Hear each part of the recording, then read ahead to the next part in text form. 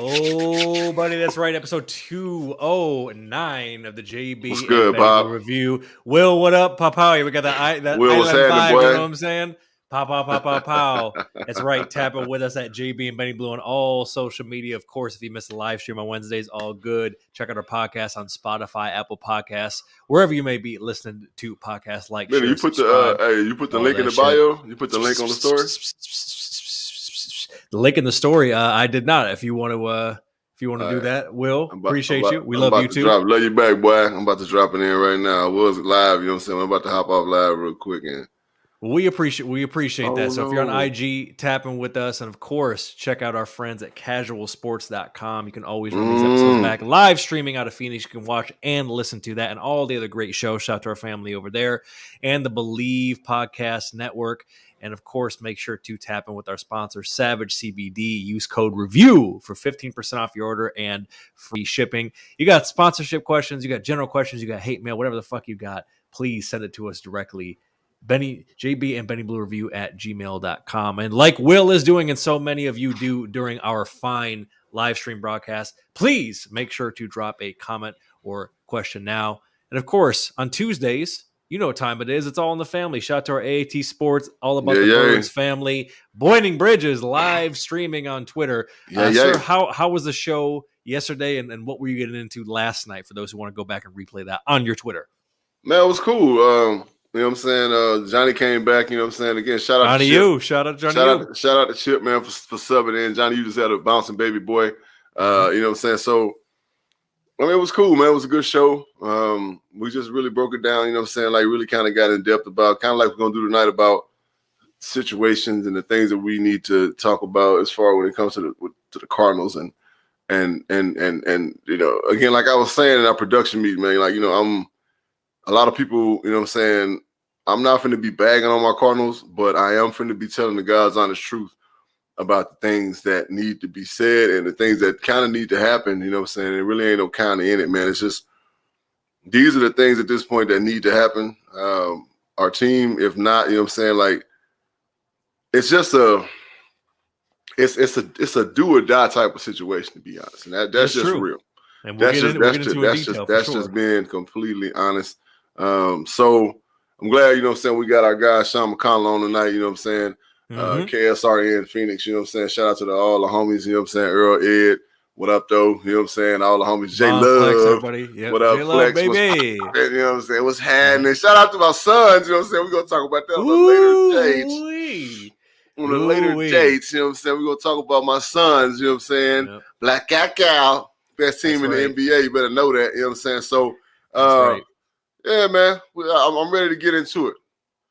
Yep, coming up, we got fourth quarter State of the Birdgang with our guy Sean, the special Birdgang correspondent, of course, recapping some wild card weekend and making our divisional round savage picks. So make sure to stick around for all of that. But real quick, before we drop in Sean to the stream, give the reviewers, especially our Birdgang reviewers, what's the general mood, feeling, tempo around the greater Phoenix Desert Valley area after what happened on Monday? What's kind of the general vibe?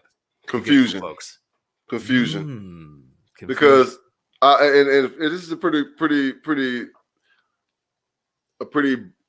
accurate consensus, right? About the people. And I work in the gym, you know what I'm saying? I talk to a lot of people on daily basis. You see a lot of folks. And you know what I'm saying? Like, it's confusion because people can't understand and can't fathom how our talented football team is not prepared for a playoff game. You know what I'm saying? So it's confusing, man, and it's evident that it's coming from up top. Yes, players have to play when it's all said and done, but there's a reason why a week of practice happens. There's a reason why film study happens. There's a reason why coaches do film study before they even get to the players, right? So that they can put together a game plan that's going to be conducive to be successful, right? There's a reason why all these things happen. So if you're not prepared to win, you are going to show it on Monday, Sunday, Thursday. It don't matter what sport you play. Or Saturday, right? Because it's playoff. Like, if you're not prepared to win, it's going to show, right? In the confidence level. You saw a LA team that was confident, that was prepared, that believed in their game plan, and they came out and they played with reckless abandon. You saw a Cardinal team that was not prepared, that was skeptical about what they had going on, that didn't believe they can win. If you really think that team believed they can win, you stupid, right? I'm just being completely and brutally honest. If you believe that Cardinal team that took that field Monday night believed that they could win in their play, you stupid. In the back of their mind, they were doubting themselves, right? Yep. And it showed every snap of the game, right? It just showed, right? It showed, and it was ugly to watch. It was disheartening, bro. And like I told you in the production meeting, like and via my tweets, and I had one of my young cats that work at the gym. He was like, "Man, I went on Twitter just to see your tweets because I knew you was about to ride." Like, nah. I was not mad. I was brokenhearted, bro. Yeah. Right. I was literally brokenhearted. And like a parent, you weren't mad. You were just disappointed. That's right. You know what I'm saying? You're exactly right. So that's the love I got for this goddamn team out here in Tempe. Son of a mother, goddamn it.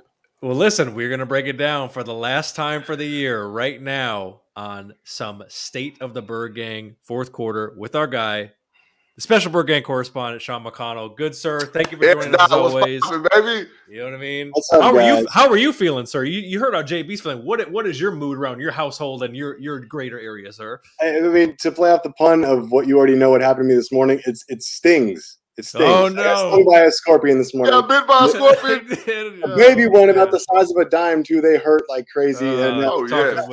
Stings more than that. I'll tell you what. it is extremely disheartening. Like JB said, we're confused. There's a lot of different solutions that people are throwing out there, and I don't know that any of them are right.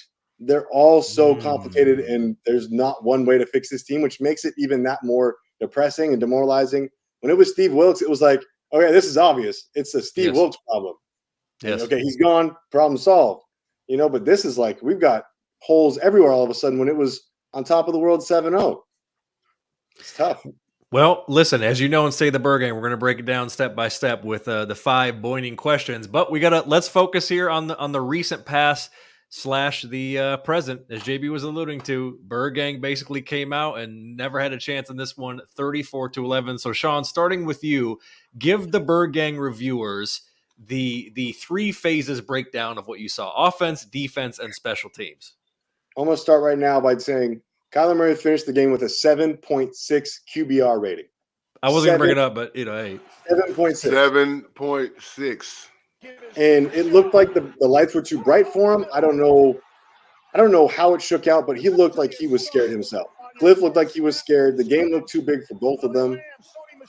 Defense at that point, they also just weren't stopping the run. Cam Akers came in and just blew up their whole game plan. Oh my God! Second level is crazy. I don't know why Isaiah Simmons had a lower snap count in this game. It makes no sense to me because I'll tell you. I'll tell you in a little bit. Don't worry. I'll tell you a little bit, please. I'd love to know. But Cam Akers blew up the game plan, and then once we got behind 2 touchdowns, defense was already too gassed to do anything. It was already blown up. The whole game was blown up by the first quarter. It felt to me like 2015 all over again against the Panthers. It did. It felt like there's nothing we can do. We are just getting steamrolled right now. And it's frustrating. It's infuriating. But now I'm seasoned enough in my 31 years of age to know I'm not going to go break something. This is just what happens to us. You're not a Cowboys fan, is what you're saying. You're not a Cowboys fan. Right. Well, You're not they cry. They actually legit cry. And you're not going to throw your drink at the TV and then throw a right cross at it? At the TV, yeah. I'm not doing that. Well, to answer your question about Isaiah Simmons, this would be the 3rd game that Isaiah Simmons got pulled because of his run fits, right? And then they put in Vallejo, and Vallejo is a shitty tackler, right? He's missing. He puts himself in position, but he always misses the fucking tackle, right? It's like, why not play Simmons then? At least he could wrap up. Nah, because the thing about it is that he's not putting his run fits. So defense is gap sound, right? Yeah. And Isaiah Simmons is putting himself out of position, right? Well, 55 does the same thing a lot, right? But see, the thing is that you have to talk about the head of the snake, right? You got to. You cannot not talk about the head of the snake. I'm not giving Cliff a pass, right? I don't give a damn about his 3 years that he's been there and the production he's had. I don't care, right? Because our team has taken on his personality, and that's what's killing me, right? Mm-hmm. Our team is too cool for school. That shit don't win you nothing in the NFL. This is an intense, mean, aggressive sport. It is a game of angry men, not of who the fuck can dress the nicest on game day, right? Not of who's the coolest motherfucker on the field. That's not what the NFL is about, right? Yeah. The NFL is about preparing and going out and executing. That's who wins ball games, right? It ain't nothing pretty about the NFL. I don't give a fuck what nobody say. You can be pretty in the NBA, right? You can be pretty in the MLB, right? Hell, you can even be pretty in hockey, right? But you cannot. You can. Well, I mean, some of them cats. Wasn't them teeth fixed? We don't. We just don't know. We can't decipher what pretty is in hockey. That's all that is. You know what I'm saying? So we don't know enough about hockey to say, yeah, they pretty. Like, nah.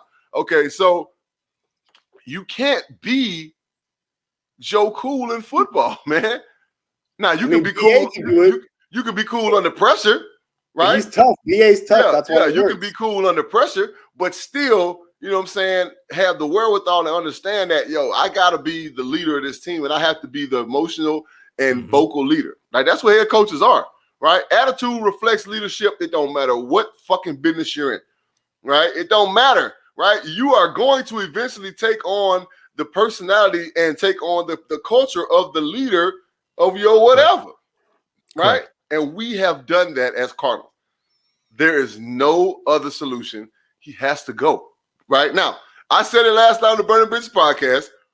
me and my ex-wife are not meant to be together, right? And this is the analogy I'm going to use. I don't hate my ex-wife, right? I don't hate her at all. I did at one point, but I don't hate her now that I've grown up and I've matured and I understood now and I understand. I'm not meant to be with that woman, right? We tried it. It didn't work. We need to part ways, right? Now, of course, the question is, well, who we going to hire?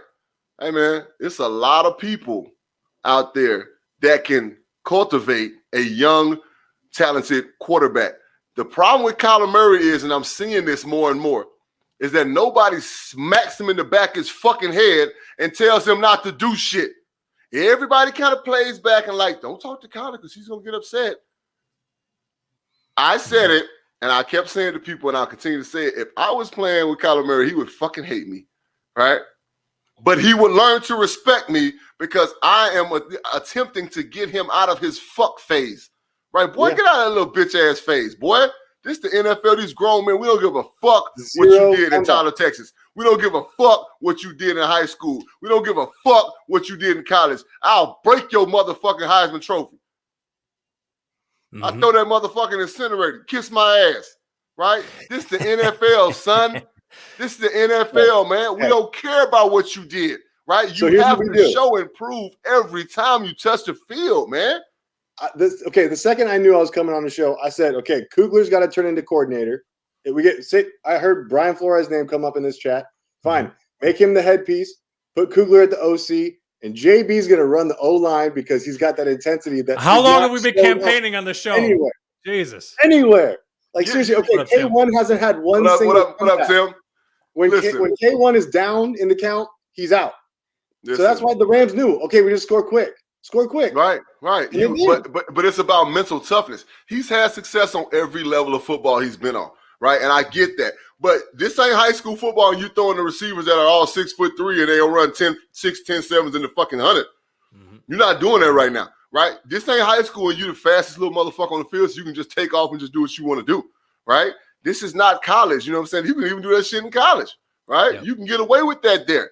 But this is the NFL. It's only so long that fake thugs can pretend.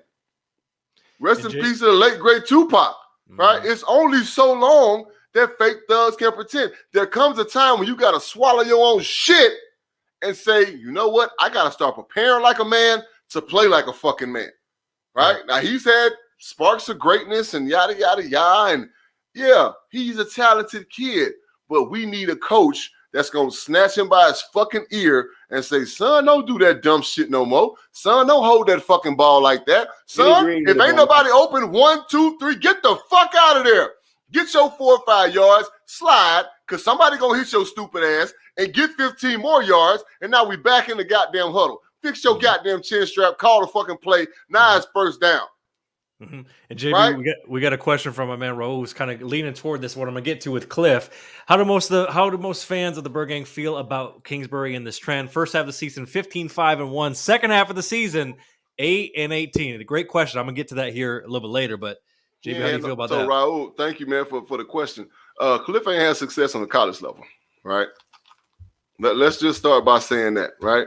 And I don't really agree with a lot of things that Stephen A. Smith says. But one thing that Stephen A. Smith said that I do agree with is that, Cliff, you got given a job. You didn't earn it, right? And the reason why you got given that job is because it was the trend. Key word. It's the fad. Key word. All right, Shanahan. All right, McVay, right? Young coaches having decent success. So the Cardinals like, you know what? Hey, we need an offensive mind. You know what I'm saying? We're going to bring in – they got Kyler Murray. Right, you know what I'm saying? So it's like, hey, all right, cool. No. But like I just said, okay, it didn't work. All right, bro, we're going to have to go our separate ways on this one, man. We wish you success, but we need more leadership. The key word here is leadership because there is no fucking leadership on that team. And for whatever reason, I get the vibes of dictatorship from Cliff Kingsbury. Right? And I'm never wrong about these things, right? I know Brinson Buckner personally. I know how strong a personality he is, right? There's their offensive minds. And I told Benny in the production meeting, the 2 games that we played probably the most dominant and the best besides the LA game, right? When we beat them the first time, right? Which I think we just flat out had their fucking number, right? the Cleveland game and the Houston game.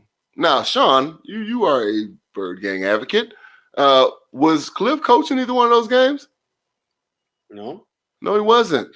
And those are the two games. Maybe Those are the two games that we looked the best, like full-fledged, 3 phases of football, aggressive, mean, like just literally. Now, we've had flashes of greatness all season. And let's be fucking real, right? One of the reasons why we run all them damn games is because our defense is creating turnovers. When our defense don't create turnovers, we are not a very good football team, right? So that means we can't generate our own fucking offense. Do I need to say any more? Do I need to keep talking? Do I need to continue to make my case? I'm in court right now, right, trying to get this motherfucker to chair, right? Yeah. Do I need to say anything else? Does the 4-person have the verdict? Oh, my God. Damn, bro. Well, fellas. I ain't got nothing against Cliff. Me and Cliff played in the Senior Bowl together, right? I feel like, he's a good dude, all that shit. But I'm talking about my goddamn Cardinals right now, man. I'm talking about what's going to be better for them down the stretch. The passion. Fellas, I love you. You're stepping all over my questions, but it's all right. We're covering a lot of shit. It's all right. Okay, it's all right. Not used to this. Now, Sean, you mentioned, you brought up K1. 19 for 34, 137 yards, 0 TDs, 2 picks, including that underhand fucking slow-pitched youth league softball shit in the end zone. Yep. Was he putting himself in bad positions? Was it bad coaching? Or was it just a whole gumbo of both in your assessment? It was definitely a gumbo of both, man. This whole thing reeks of chemistry disaster. With the gavel, Jamie. It's chemistry disaster. Honestly, I mean, I'm looking at things, and I don't want to run over through the question again, but now I'm looking at numbers. I'm looking at salary numbers, right? Cliff's on for next year still. Do they want to pay him in another one more year, allegedly? I think, unfortunately, JB, I think they're going to keep him for this 1 year, and then I believe the same thing. And I'll say it in a minute when you're done. But with more money too, we got Hopkins, Watt, Buddha, and Hudson all almost doubling and tripling their salary next year. All that money is going to start to dry up, and K1's due for an extension. And not to mention, DJ Humphries holds the second highest cap hit for the Cardinals in 22 at $18.85 million. Cutting him would save us $14 million, and he was the second most penalized tackle in the NFL. So, with all that being said, you're exactly correct. Okay, I've never been a Humphries fan. Never, not one. Never. I'm gonna say it again. I've never been a Humphries fan. All right. Again, yes, I do believe Cliff is going to get another chance at this, another crack at this, but that's going to put us in a real fucked up situation because after 5 or 6 games, I just don't believe that we're going to be very good. And then they're going to end up letting them go in the middle of the season. And that's just going to that's going to butt fuck us even worse. Right. So this is why I'm lobbying for us to just part ways with him now and start a new regime. Right. While we have talent under contract. Right? Yeah, it's going to be a lot of money forked out, but at the same time, a good coach can come into this team right now and have success next year. This ain't no rebuild team. Mm-hmm. This ain't that. It's a difference between having to rebuild a team. Wait. The Texans need to be rebuilt. Steve Wilkes said this was a retool, and Steve Wilkes was wrong. No, okay? Steve Wilkes just wasn't a good coach. No, right? He was. No, I'm just being honest. He's a great. I think it's a combination of both, but definitely lean towards. He's a great defensive coordinator, but he's not a good head coach. Is what it is. Like so, but right now, how talented this team is. Think about an Eric Bieniemy coming in, right? Think about him. Think about him, right? Think about him coming in and checking Kyler's ass at every turn, right? Think about him simplifying an offense for him and making sure that he has somebody in his face at all times and teaching him over and over again to get that goddamn ball out of your hands. And to keep in mind, fellas, Keim has built the track record of knowing when to pull the hook, even if it's early, when he got Rosen out of there and he got Wilkes out of there. After, a year? He did that? And by the way, I'm of the belief that DJ Humphries should have been cut at the 50-yard line for letting himself get choked by Aaron Donald on national television. He should have been cut. With the Stop Hate helmet on, too. With the Stop Hate helmet on, getting choked. But see, that goes back to attitude, right? Yes. Mm-hmm. That goes back to attitude, but that goes back to attitude. That goes back to coach. Now, we got an OGO line coach, and that's why I get dictator vibes from Cliff, right? Yes. That's why I get that from Cliff, because and again, taking on the personality of your coach, Cliff likes the shine. He likes the drip. He likes the finesse. Like, I don't like the finesse, right? And offensive line coaches don't fucking like finesse. I ain't never met an offensive line coach that likes finesse. We don't fucking do finesse. Pretty don't fucking get it with them 5 motherfuckers that's in front of that quarterback. Mm-hmm. I got a question. I was a pretty motherfucker. I ain't gonna lie. Game day, I was put together, but we put together, but tough as leather, baby. You know what I'm saying? And they not, right? They're just not. So that right there is another example of the bullshit. That ain't the first time our O-line got punked this season. It's just not. Let's go to the attitude even deeper, because JB, I think if you were in this game when this happened, something different would have happened. He would have got knocked the fuck out. And I know what you about to say. When Cam Akers walked over Buddha and did the "you too small" and Hicks walked by him, he'd have got punched right in his motherfucking jaw. At that point, what's the difference? You're going to get suspended for the game you don't play. I said it that night. I knew what you was about to say. I said it that fucking night. I said I would have socked his motherfucking ass, and I'd have kept socking his ass until they pulled me off his motherfucking ass. It's football. Eye for an eye. I'd have beat his ass on top of Buddha. Buddha down there sleep. Kept him out for like 4 plays because they were afraid we were going to do something we did nothing about. Buddha down there sleep, and I'd have beat his motherfucking ass on top of Buddha. He'd have got his ass beat to fucking death. That's bullshit, bro. Now, and I saw people on Twitter talking about, well, he didn't know. Fucking Sean Merrill, no, he ain't know at that point. That's bullshit. You been playing football your whole fucking life. You know when somebody's knocked out. He's standing on the ground like this. He's on the ground like this. He can't move because his body has gone into shock and he's stiff. Ooh, I'd have beat his motherfucking ass. I'm talking about I'd have beat his ass like he stole something. I'd have beat his ass like he touched my mama booty. The white meat. Hey, I'd have beat his motherfucking ass like he slapped my little girl. Boy. Like, shout out to Buddha Baker because he got released from Cedar Sinai. He's good. He's on the Bidwell Bowen. Thank God. Coming back. That's the Bidwell private jet. That's not the Bidwell private jet. Yeah, he deserved the private jet because he had a hell of a season. But look, I got a few more things for you fellas, so we can let Sean out of here. Now we kind of talked about this here and there on some of the other State of the Birdgangs, but Sean, I'm curious. D-Hop missed the playoffs with the MCL surgery. Yep. How much do you think his absence affected what they were doing on offense? Now, JB talks a lot about running the offense through Connor, which I think is correct. But how much do you think they really missed him, particularly when they just kind of needed a threat? I mean, he stretches the field for sure. I think he affected Cliff and K1 the same because, honestly, I think the chemistry between K1 and Green is no good. I think he throws it to Green thinking, you're not even around anyway, so what's the point? And I think Cliff doesn't have faith in Green either. I think Green's it was a bad signing. It was just kind of like a try it deal, but leaning on him to be wide receiver 1 didn't work out. I think it affected them, but yeah, the offense has to be pounding through Connor. I don't care if you need to I say keep Hudson, but you got to get 4 new linemen to go around him and just pound the ball. And Connor is that guy, so you need to keep him. And that sets everything up for Hopkins. So with that being said, right, these are NFL coaches, bro, right? Hopkins is a big loss, understood. But at the same time, I felt like losing Hopkins would make us better, right? Unpredictable. Because we wouldn't force the ball to number 10, right? You got to run routes that are favorable for A.J. Green in his, 13th season? That's true. Wow. So he's a big body, right? I'm a coach, right? I'm coach-minded. So me with A.J. Green, guess what he would have been? In the motherfucking slot. He would have been destroying. Between him and 86, I would have been eating lunch. Kyler would have he'd have had a fucking 97% completion rating, right? Because all we doing is this. And if you cover him, I'm throwing it to him. Oh, you want to, so your safety ain't over the top? Now we go throw the ball to number 13, right? It's too fucking easy. Right? But again, it goes back to coaching, right? Every great receiver has turned into a possession receiver. Larry Fitzgerald, our great Larry Fitzgerald was out wide when I played with him. But when I was watching him play, he was inside.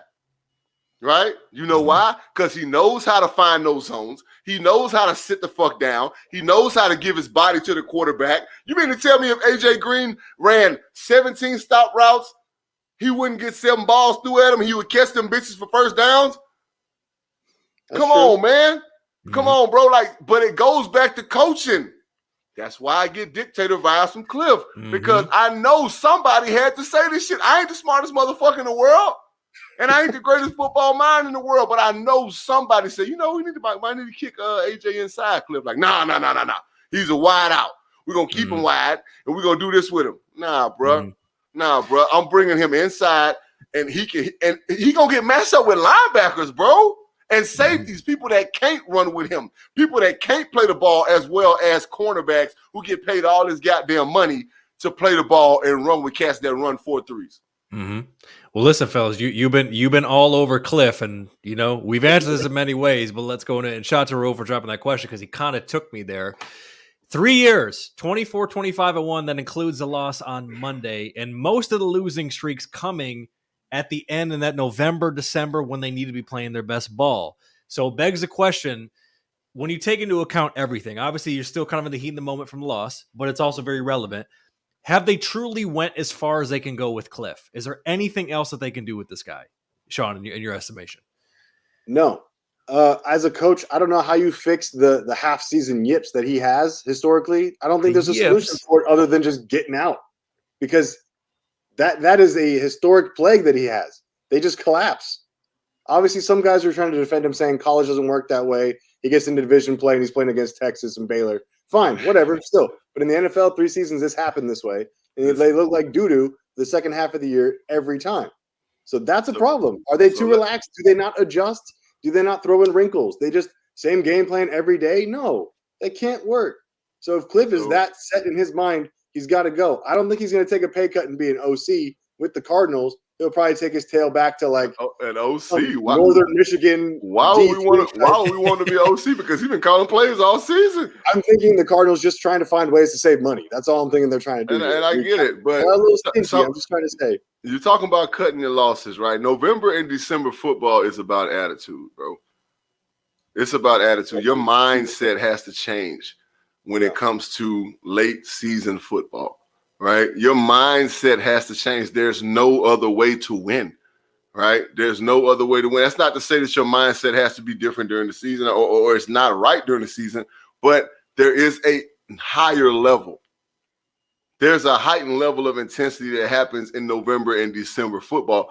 And if you're not a good coach, you can't bring that out of players, right? You just can't, right? Great coaches inspire. Let's be completely honest. Now, I understand it's professional football and everything else. But John Fox, I was always inspired to play ball for that man, right? There was never a game that I went on that football field and John Fox was my coach, and I was like, Foxy, all right, or whatever. You know what I'm saying? Nope. Foxy passionate about what he got going on. Andy Reid as a rookie, you know what I'm saying? Me watching him and the way that them dudes played for Andy, right? Because they knew that he was about that life. They knew that he was in the trenches with them, even though he didn't have pads on, right?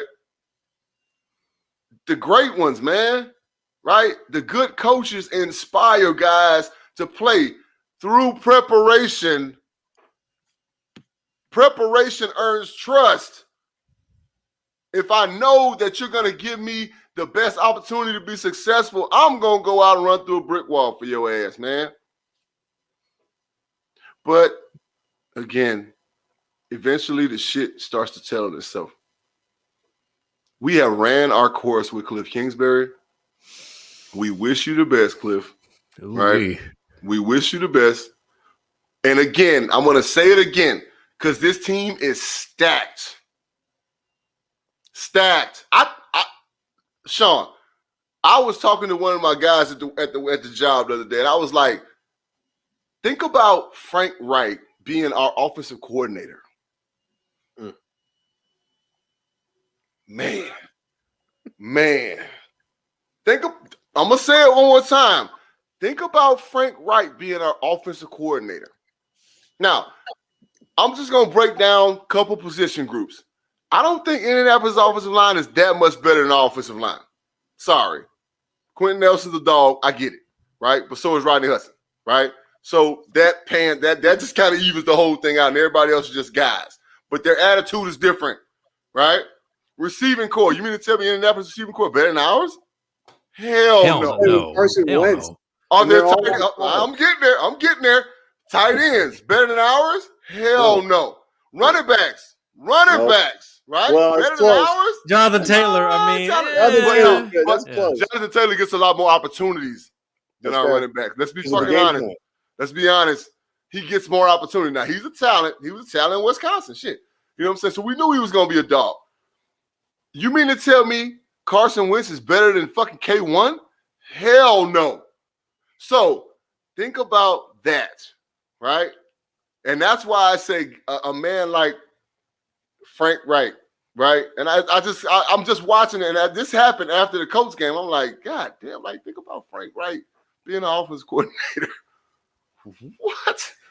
Like, man, we would be fucking killing shit because he believes in time of possession. He believes in getting first downs when it's time to get first downs. He don't want to take shots on third down every fucking time it's 3rd and 3. We're not going down the field 17 yards. Why not just give him the head coaching spot then, not the OC spot? But I'm just putting it out there, right? I'm just talking about that. Now I believe that little short black man that's in Kansas City right now needs to be our head coach. That'd be nice. I believe that shit wholeheartedly, right? That's a hot target. I believe because strictly because of his offensive wherewithal. He's learned under Andy Reid, right? But he's a player, right? He don't take no shit. If you ever watch him mic'd up or like watch Mahomes mic'd up and listen to him interact, this dude don't take no shit, right? Yeah. And think about this. As I mentioned a few minutes ago, with Keim kind of building the reputation of the dude that knows how to like pull the hook a year early instead of a year too late. Think about if he actually fires Cliff like within the next few weeks. The Cardinals instantly become the number one most desirable job on the list of the already 8 teams out there. Why? Because like I just said, the team is stacked. Mm-hmm. Bieniemy would take that job. It's ready to win right now. Mm-hmm. We're ready to win right now. All you gotta do is come in and of course we got to tweak some things in the offensive line. We got to change a couple things. Pew is pew, right? Pew is pew. Pew is pew. Time to let it go, big fella. You had some. You wasn't that good in New York. Just to be honest with you, right? Like Sean said, Hudson is the cornerstone. Right? Mm-hmm. Beecham, you had some great years. Time to let it go, big fella. We'll just be a backup for the next few years, right? And they're paying all that money. Get his ass the fuck gone. Right, JB. Let's get into it. Sean, you said replace 4 out of the 5 offensive line. You're talking to it. Obviously, we got to look to the future. So, Sean, what do you, as far as the biggest draft needs, free agency, and who needs to be re-signed this offseason? Like, who are you looking at? Because like you said, extensions are coming up. The base salaries are elevating with some of these guys. There's going to be some hard choices that might need to be made.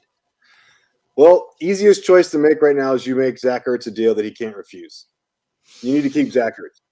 That and use him because obviously if we can get Cliff gone, then I'm for it. If we can get Bieniemy in here, every fan would say yes to this 1,000 times.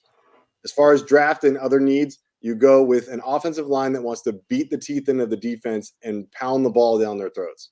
If they can't do that, fine.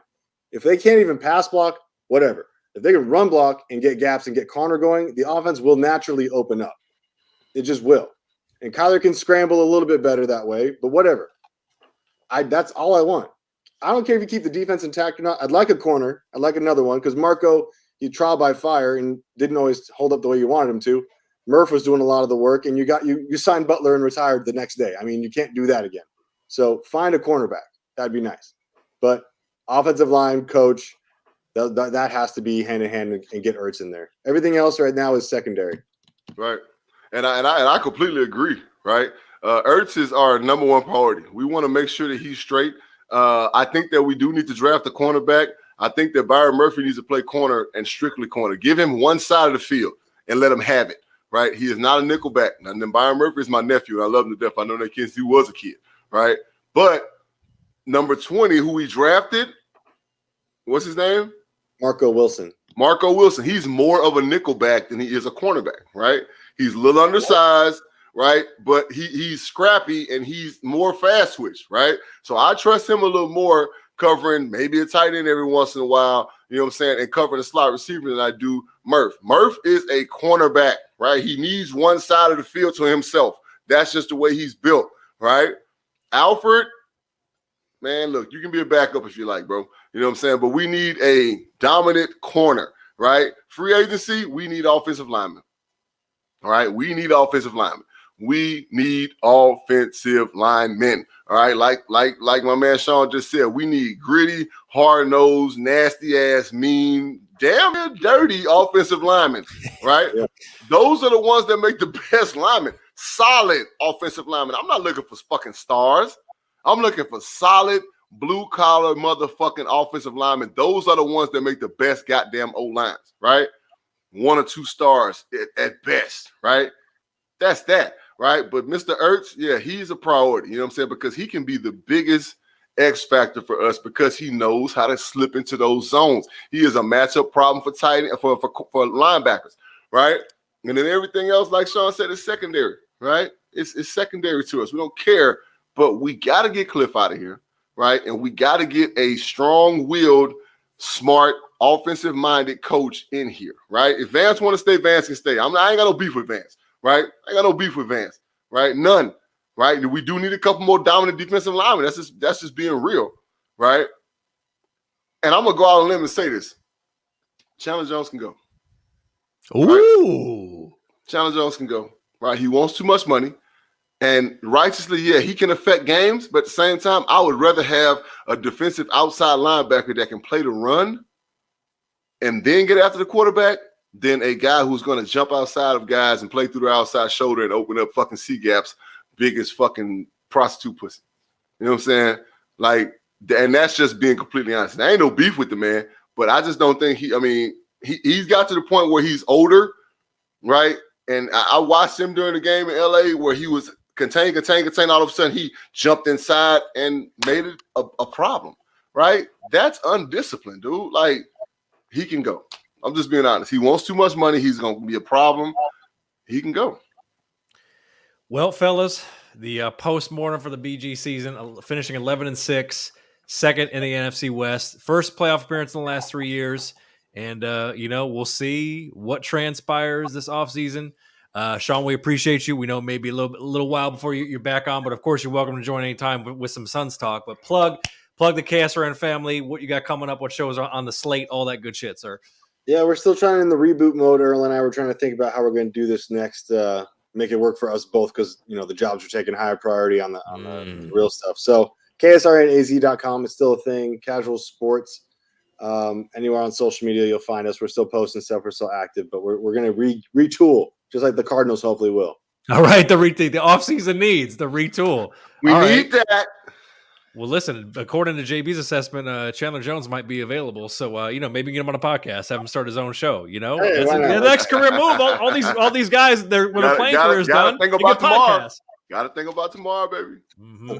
Well, Dr. McConnell, we appreciate you so much. Shout out to you and the whole Casual Sports family. And don't get stung by any more scorpions, baby. Yeah, man. Leave them scorpions alone, man. They're dangerous, bro. They're this big, but they're dangerous, man. They mean.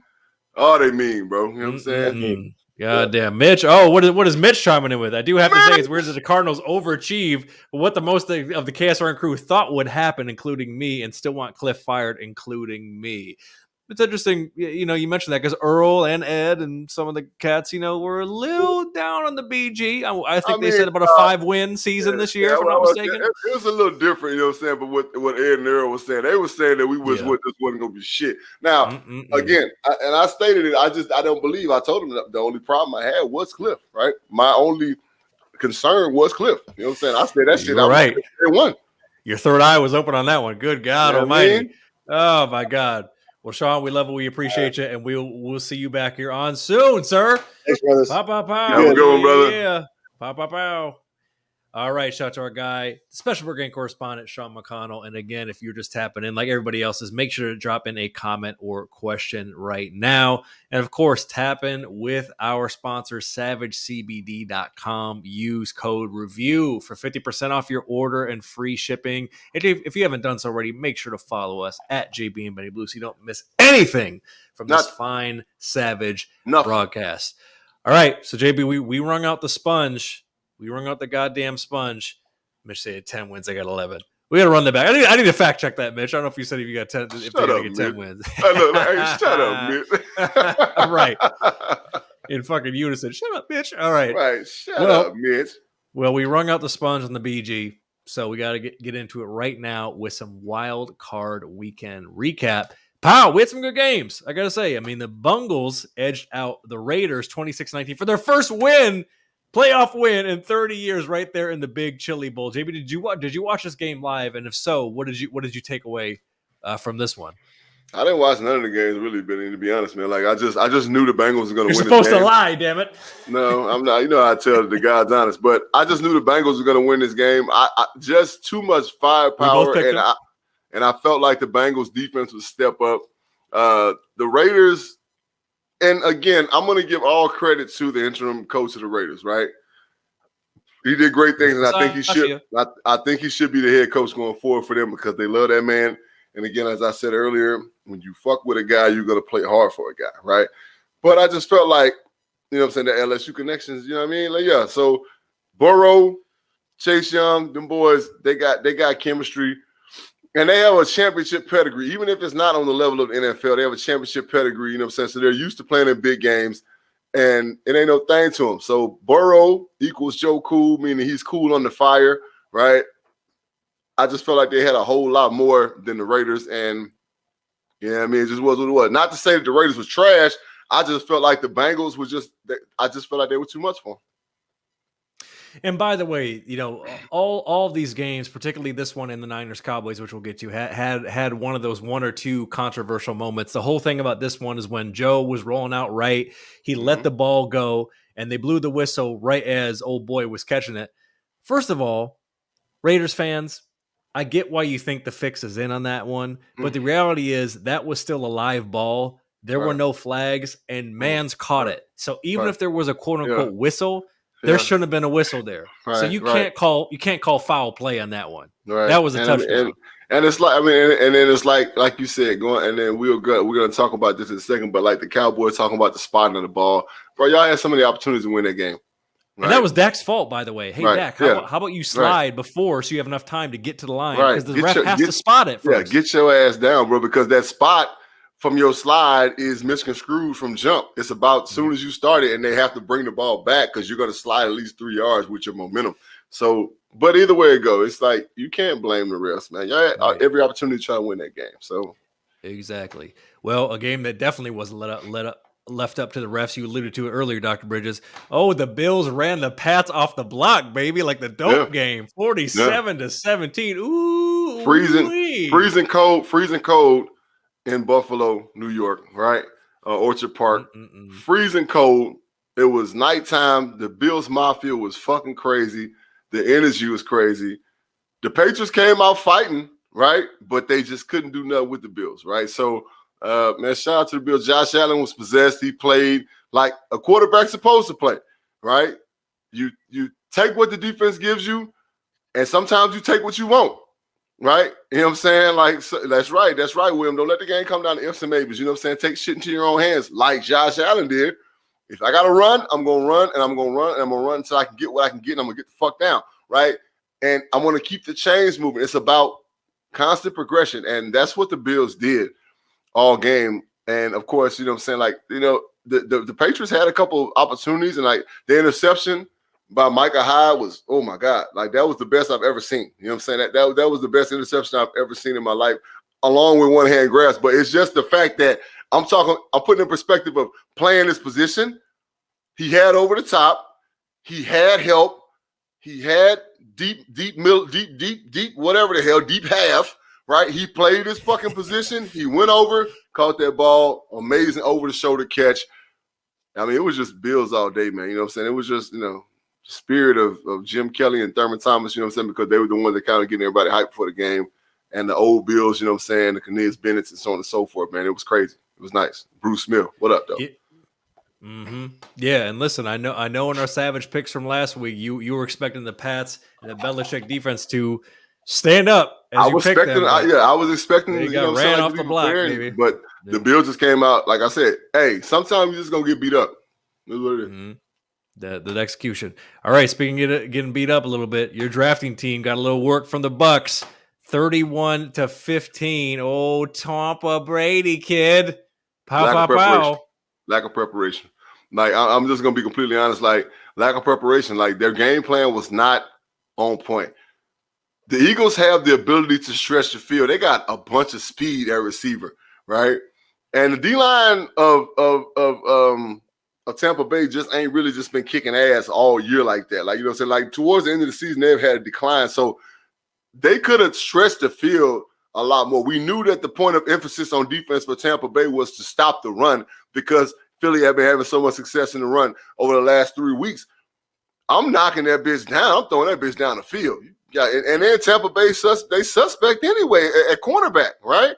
So, please, man. Quez Watkins, you know what I'm saying? The kid from Alabama.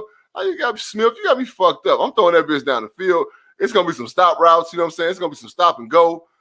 Is Sue still there? No. You said, do they resign Sue? No, Sue need to take it to Should they resign him? No, they shouldn't resign him. No, Sue needs to take it to the crib. You know what I'm saying? Sue done had his glory years. He done made his money. Get him out of there, right? But, yeah, so that was just a lack of preparation, man. Like, come on, man. You got opportunities, you know what I'm saying? And, of course, inexperience in big games. Jalen Hurts, yeah, you played in the championship game, you know what I'm saying, Alabama and all that shit, but, you know what I'm saying, it is what it is. Like, I just felt like they just weren't prepared to win that game. Their game plan wasn't suitable for success. 100%. And finally, OG reviewers know, JB. Oh, this one brought us so much delight. Just watching the videos of the tears, the people breaking their flat screens so they can buy another cheap one for Black Friday so the exact same thing can happen next year. Ooh, how about them cowgirls, aka them Cowboys? Oh, losing in classic meltdown fashion against the Niners, which we both picked correctly. So, as I just stated earlier, the Cowboys had every opportunity to win this game, right? But the 49ers just playing bully ball and just playing with more aggression and playing with more intensity. It just was what it was. So, shout out to Shanahan for putting a plan together that he felt like would be favorable to win, and shout out to the 49er players for executing and believing and executing. Like that's what it boils down to. The Cowboys just have a way of fucking it up, right? And that's and there's been a lot of shit said in ESPN. I listened to ESPN today for the first time in a long time, and there was a lot of very relevant things said about the Cowboys organization and how Jerry Jones at this point, like him being such a huge influence on what they got going on, is that they will never be good until they get that out of there, right? Jerry Jones is not a coach, you know what I'm saying? Like, he is a pillar in the NFL and a staple because of all the things he did, and he's a trendsetter, and he's done like great things, right? He's brought so much success to this game. He's brought so much attention to the notoriety of this game. But you ain't no coach, man. You ain't no GM. You ain't no scout. You ain't none of that, right? So a lot of people that you hire to do their job and stay the fuck out of it. Just be the owner.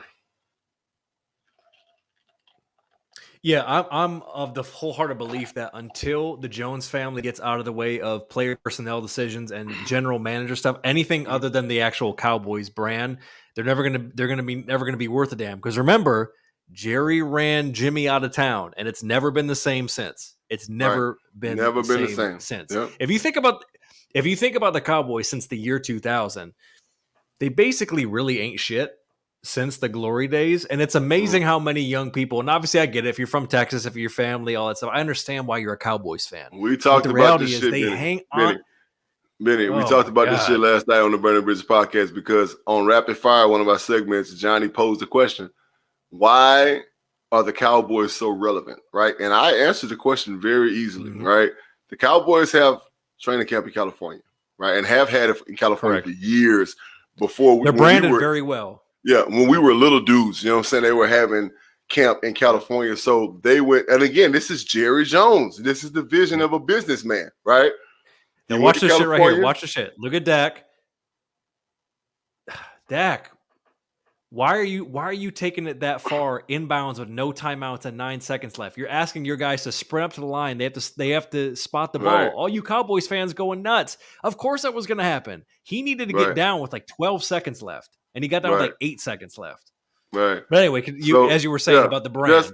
And I said it, and I ended my conversation by saying, still the most marketable brand in any, besides the Lakers or the Yankees, the most marketable brand in any professional sport, right?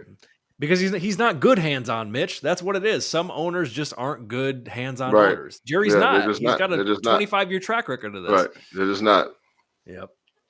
So yeah, that answers the question. They have one of those brands that's just nationwide. Shit, being in LA, there's a ton of fucking Cowboys fans out here. Of course, so it's because Oxnard right down the street. So exactly.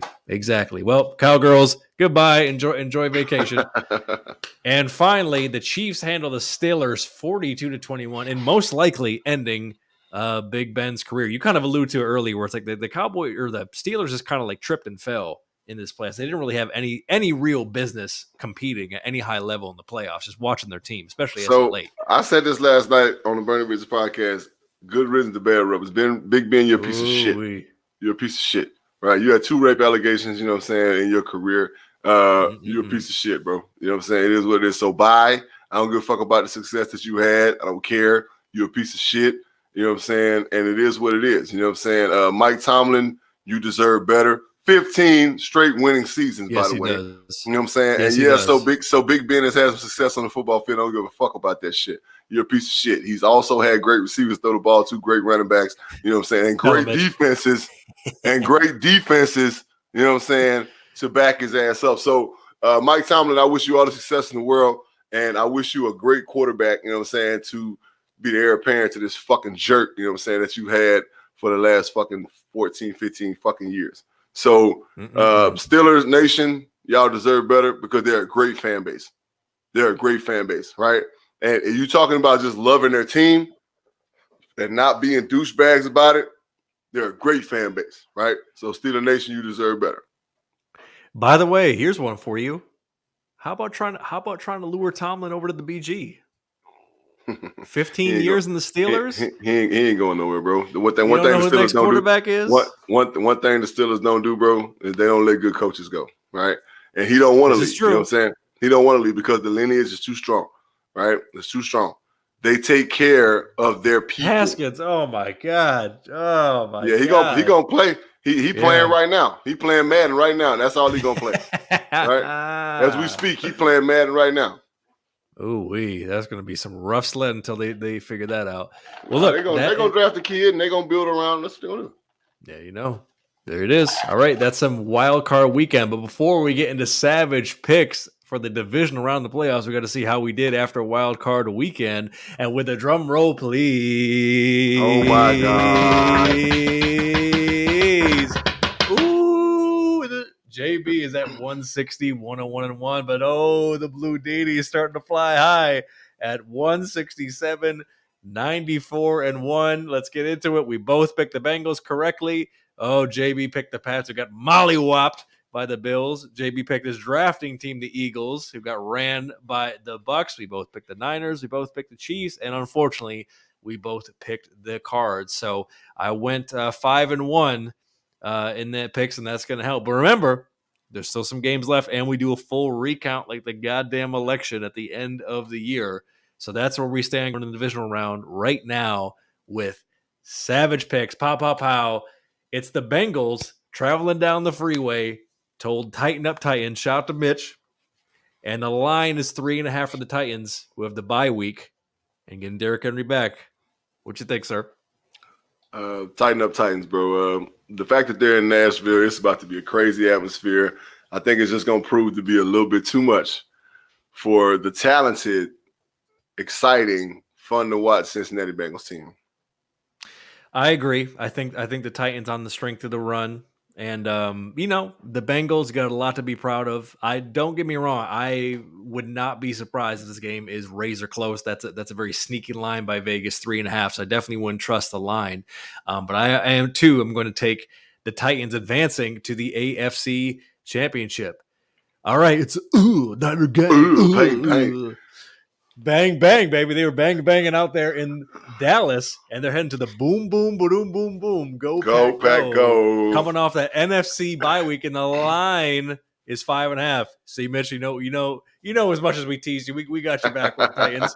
Hey, man, shut up. For Man. now. Hey, man, shut up, man. All right, Pack, man.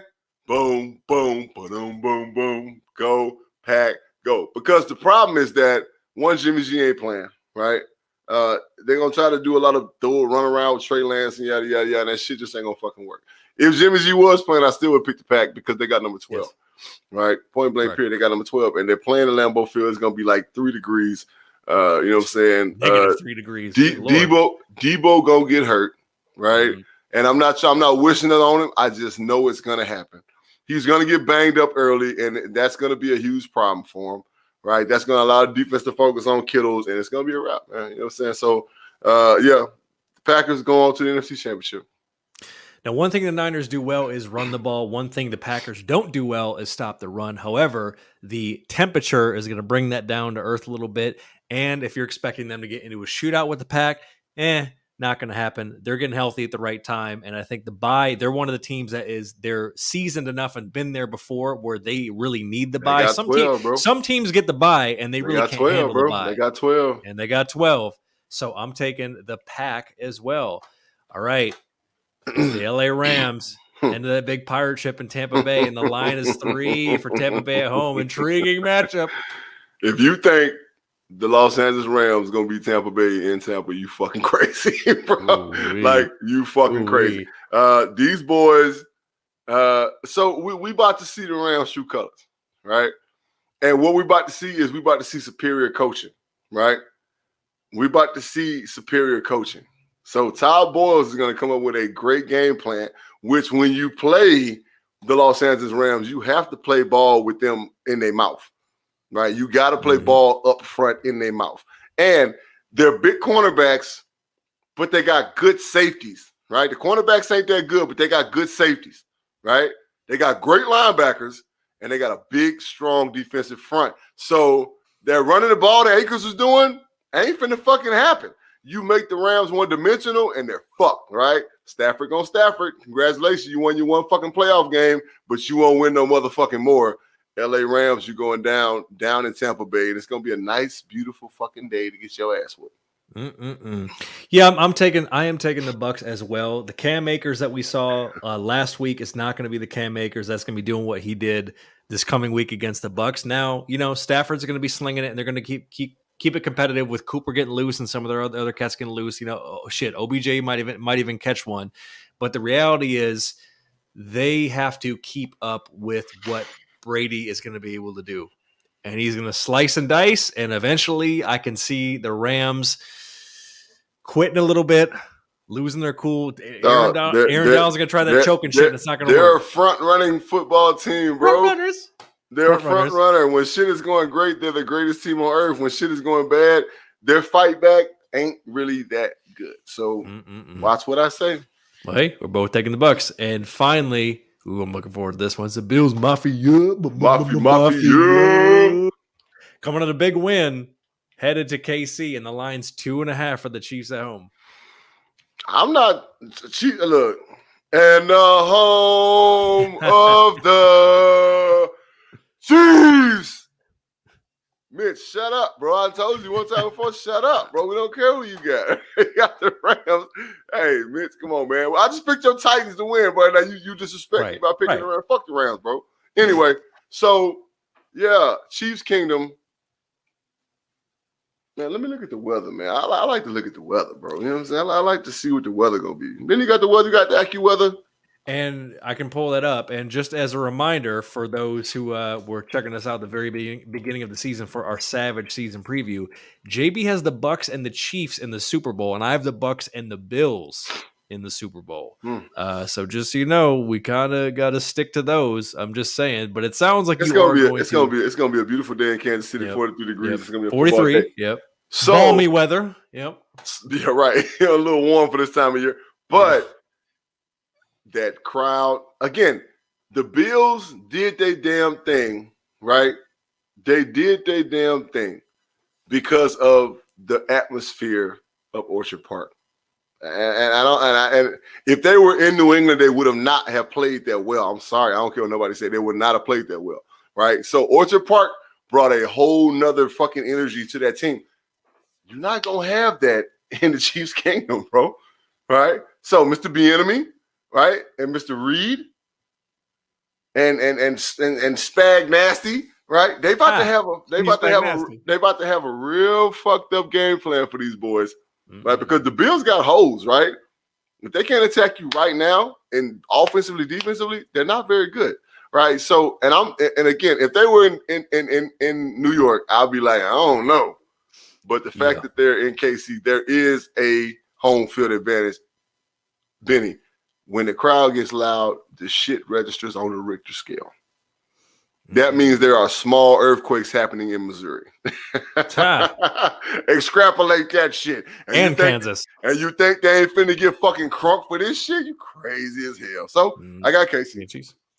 Well, listen, I got to make good with my Super Bowl prediction, so I'm taking the Bills. Bills Mafia is going to travel. They're gonna do their thing. You know, they're going to be there. And listen, I think this one, I still firmly believe that this is finally the Bills' year to turn the corner. I don't know if they're going to win the whole thing, but I feel like this is finally the year where they can get past that 4 Super Bowls in a row fucking curse and come out of the AFC and get there. Now, listen, if I'm a betting man, I might vote with my heart for the Bills. I might slide a little coin toward them Chiefs, baby. But I got to stick with the Bills to pull one out on some good game planning by Daboll. It's going to be a shootout. I'm thinking that this might be the most watchable game of the 4.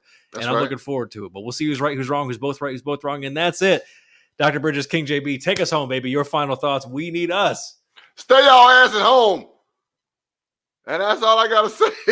Like, for real, if you ain't got to be nowhere, stop being places. I understand. Please. We fucking mad at this whole situation, and we don't know who to fucking trust and who to fucking believe in.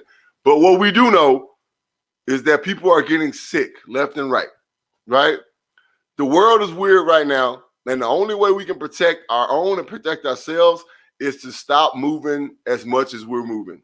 Point blank, period, right? I love all y'all. We appreciate y'all. Appreciate y'all. Episode 209. Follow us at JB and Bitter Blue, all social media. Subscribe to YouTube. All right, like, you know what I'm saying? Subscribe, share, Spotify, Apple Podcasts. We love 5-star reviews. You know what I'm saying? Check me out on Tuesday night, the Burning Bridges podcast, live streaming at 6:30 PST and 9:30 EST on Twitter. The AAT Sports _ all about the birds on Twitter. Yeah, that's the fam. You know what I'm saying? Fuck with us. You know what I'm saying? Sponsorship, hate mail, love mail. We don't give a fuck.